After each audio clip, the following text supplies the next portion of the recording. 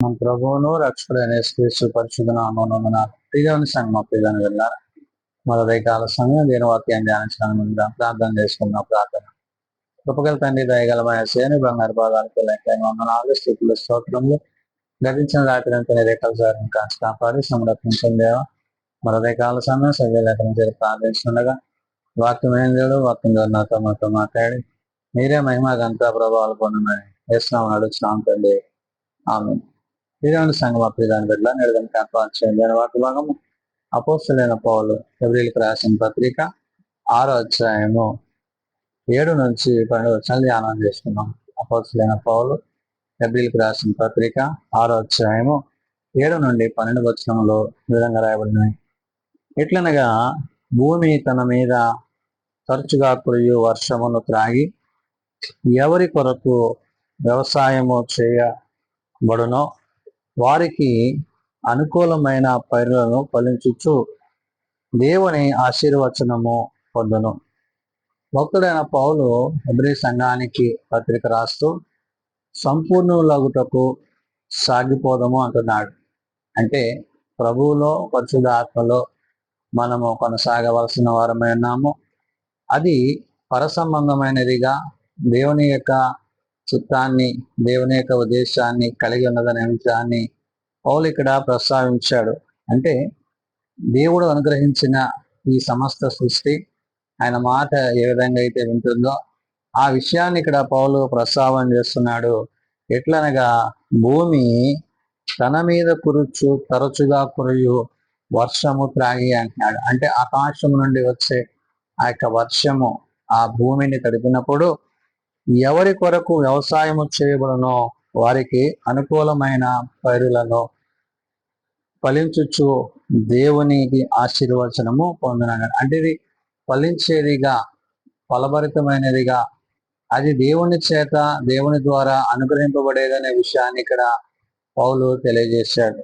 అంటే దేవుని చేత దేవుని ద్వారా సమస్తమును కలిగి ఉన్నది ఏది ఆయన లేకుండా కలుగులేదు. కాబట్టి ఈ యొక్క ఆకాశము నుండి వర్షింపబడుతున్న యొక్క వర్షము ఆ భూమిని తడిపినప్పుడు వ్యవసాయము చేయు వారికి అనుకూలమైన పైరులను అంటున్నాడు. అంటే ఏదైతే దేవుడు మనలను ప్రేమించి ఆశీర్వదించి దీవించి వర్ధలు చేశాడో దానిని ఫలిభరితమైన అంటే ఫలభరితముగా అది ఉండుననే విషయాన్ని గుర్తు చేస్తూ దేవుని ఆశీర్వచనము పొందవాడు. అంటే దేవుని చేత దేవుని ద్వారా అది మనము కలిగిన వారమే ఉంటాము అంటూ. అయితే ముండ్ల తుప్పలను గచ్చ తీగలను దాని మీద పెరిగిన ఎడల అది పనికిరానిదని విసర్జింపబడి శాపము పొందదగినదగును, తుదకు కాల్చివేయబడను. ఒకవేళ అది పనికిరానిదిగా ఎలాగవుతుంది అంటే మరి దాని మీద పెరిగే ఆ యొక్క మొండ్ల తుప్పలు పొదలు అంటే వ్యవసాయానికి అనుకూలం కాకుండా ఉపయోగం లేకుండా పోతున్న ఆ యొక్క భూమిని గురించి అంటాడు. అంటే మనం ఫలభరితంగా ఫలించువారముగా ప్రభువులో పరిశుద్ధాత్మలో తండ్రిలో సదాకాలము జీవించువారమై ఉండాలి. కాబట్టి సంపూర్ణ మొగుటకు సాగిపోవలసి ఉన్నదనే విషయాన్ని పౌలు ఇక్కడ ప్రస్తావన చేస్తూ అందుకని అంటున్నాడు. అయితే మొండ్ల తుప్పలను గచ్చ తీగలను దాని మీద పెరిగినలా అని అంటే దేవుని చిత్తము కాకుండా మరి ఐహిక సంబంధమైనవి కలిగి ఉన్నప్పుడు కలిగే నష్టాన్ని ఇక్కడ గుర్తు చెప్తున్నాడు. ముండ్ల తుప్పును గచ్చ తీగలు దాని మీద పెరిగినలా అది పనికిరానిదని విసర్జింపబడి శాపము పొందదగును, తుదకది కాల్చివేయబడిన. కాబట్టి అది ప్రయోజనం లేనిదిగా ఉపయోగం లేనిదిగా ఉంటది. కాల్చివేయబడి అంటే అది అపవాది సంబంధంగా సాతాను సంబంధంగా లోకమునందు అది ఉండుననే విషయాన్ని పౌలు ఇక్కడ చెప్తున్నాడు. అంటే ఫలించే వారిగా ఫలభరితంగా దేవుని చేత దేవుని ద్వారా ఆశీర్వాదం పొందుకునే వారిగా మనం ఉండాలి అనే విషయాన్ని ఇక్కడ పౌలు ప్రస్తావన చేస్తూ అయితే ప్రియులారా మేము ఇలాగా చెప్పుచున్నాను, మీరింతకంటే మంచిదియు రక్షణకరమైనదియు నైనా స్థితిలోనే ఉన్నారని రూఢిగా నమ్ముతున్నాం.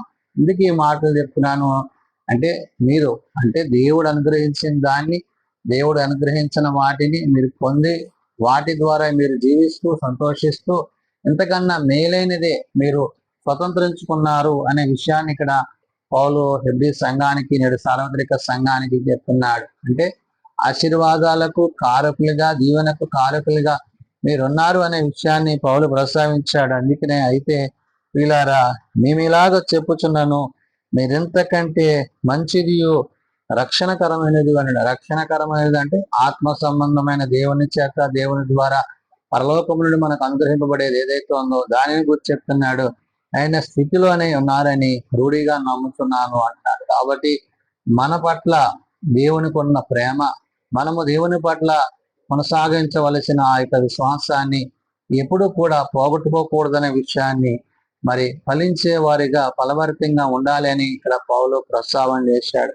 కాబట్టి మీరు చేసిన కార్యములను మీరు పరిశుద్ధులకు ఉపచారము చేసి ఇంకను ఉపచారము చేయుటకు చేత తన నామమును బట్టి చూపిన ప్రేమను మరచుటకు దేవుడు అన్యాయస్తుడు కాడు. కాబట్టి ఏదైతే మీరు మేలు చేశారో, ఏదైతే మీరు దేవుని పట్ల యథార్థత కలిగి ఉన్నారో, ఏదైతే వాక్యానుసారంగా మీరు నడుచుకుంటూ జీవిస్తున్నారో అదే మిమ్మలను దేవుని యందు విశ్వాసములో ఫలభరితంగా చేసేది అన్నదంటే వాని క్రియల చొప్పున ఆయన వారికి ప్రతిఫలం ఇచ్చింది. కాబట్టి సంపూర్ణులకు సాగిపోతున్న మీరు ఆ యొక్క దేవుని యొక్క ప్రేమలో ఆ ప్రేమకు తగిన వారై ఉండాలి అనే మాటని ఇక్కడ పౌలు ప్రస్తావన చేశాడు. కాబట్టి అంటున్నాడు ఏమని, మీరు చేసిన కార్యములను మీరు పరిశుద్ధులకు ఉపచారము చేసిన ఇంకను అంటున్నాడు. అంటే ఏదైతే మీరు చేయడానికి దేవుడు మీకు అనుగ్రహించిన దానిలో మీరు కలిగి ఉన్నారో, పొందుకున్నారో దానిని బట్టి చెప్తున్నాడు. ఉపచారము చేసినటకు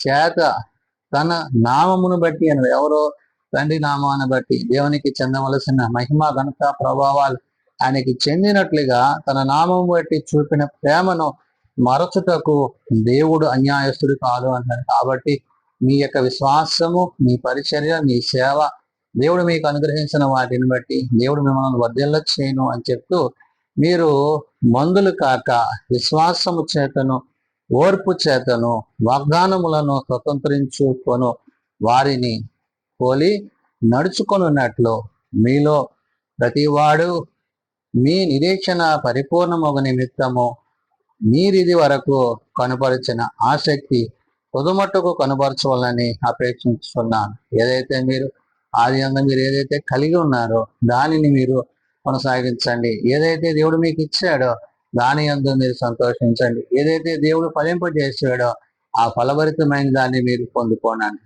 అంటే ఆత్మతో సత్యముతో ఆరాధిస్తూ, స్తుతిస్తూ, ప్రార్థిస్తూ దేవుని సన్నిధిలో పౌలు ఆనాడు మరి హెబ్రీ సంఘానికి, నేడు సార్వత్రిక సంఘానికి చెప్పే మాట ఏంటంటే సంపూర్ణులగుటకు సాగిపోవాలి. అంటే ప్రభుతో, పరిశుద్ధాత్మతో మనం సదాకాలము జీవించాలని ఆయన తన యొక్క ఉద్దేశాన్ని మన పట్ల జరిగించిన విషయాన్ని ఇక్కడ పౌలు ప్రస్తావన చేస్తున్నాడు. కాబట్టి నేడు మనము ఏదైతే దేవుడు మనకు అనుగ్రహించాడో ఆ అనుగ్రహింపబడిన దాన్ని బట్టి తిరిగి ఆయనతో, ఆయన రాజ్యమందు మనము వాటి ద్వారా ఆ మహిమలో, ఆ మహిమ గల రాజ్యములో ప్రభువుతో, పరిశుద్ధాత్మతో మనం సదాకాలం ఉండాలని, ఏదైతే దేవుడు మన పట్ల తన చిత్తాన్ని జరిగించాడో ఫలభరితంగా మరి ఫలించేదిగా మన జీవితాలు ఆయనకి ఇష్టపూర్వకంగా, అంగీకారంగా ఉండినట్లు ప్రతివారు తమ హృదయంలో వాక్యము చేత, ప్రార్థన చేత దేవుని యొక్క సన్నిధిలో సదాకాలము జీవించి వారై ఉండాలని ఉదయకాల సమయమున పౌలు తన పత్రిక ద్వారా ఆనాడు హెబ్రీ సంఘానికి, నేడు సార్వత్రిక సంఘానికి తెలియజేస్తున్న మాటలు ప్రార్థన చేసుకున్నాం. శాశ్వతమైన ప్రేమతో ప్రేమిస్తూ విడవక ఎడబాయక అక్కడికి కూర్చున్న తండ్రి, అవును నాయన, మొన్న నిన్ను స్తుతించిన నీ వాక్యం సెలవిచ్చినట్లు మేము మన్నైపోకమనిపే నాయన సజీవులో ఉండగానే నేను స్తుతిస్తూ, ప్రార్థిస్తూ, కీర్తించడానికి నేను ఇచ్చిన నీ కృపకై వందనాలు. నిజమైన ఆయన, నీవు మమ్మలను ప్రేమించి మా పట్ల కృప చూపించి ఆకాశమును అందులో ఉన్న సమస్తమును అయా మాకు అనుగ్రహిస్తూ నీ కుమారుని ద్వారా మాకు ఇచ్చిన రక్షణను బట్టి వందనాలు. అవును, ఆకాశము వర్షించి భూమి పైరు పండించి అయా ఫలభరితంగా చేసి ఉన్నాం. ఆ ఫలభరితమైన స్థితిని మేము కలిగి ఉన్నాం. కాబట్టి నాయన, గచ్చ పొదలు కానీ, ముండ్ల తుప్పలు కానీ, మరి ఉపయోగము లేని ఆ యొక్క వ్యర్థాలను మాలో నుండి తీసివేసి నీకు మేము నీతిగా, న్యాయముగా, యథార్థంగా నీ యందు ఫలించుటకు నీ సహాయము మాకు దయచేయండి. ఏ బలహీనతలైతే మాలోనో వాటిని దూరపరిచి ఏ సంబంధమైన వాటిని విసర్జించి పర సంబంధమైన నీ ఆత్మ చేత నింపబట్టకు కొనసాగుటకు సహాయం దయచేయండి. యెహోవా, ఏ ఒక్కరూ నశించగా అంతటి అందరూ మారు మనసు కలిగి పాప క్షమాపణ కలిగి నీ నిత్య రాజ్యంలో చేరగలిగిన కృప దయచేయండి. జన్మదినాలు, వాదనాలు, కుడికల కుటుంబాలను ప్రత్యేకపరచండి.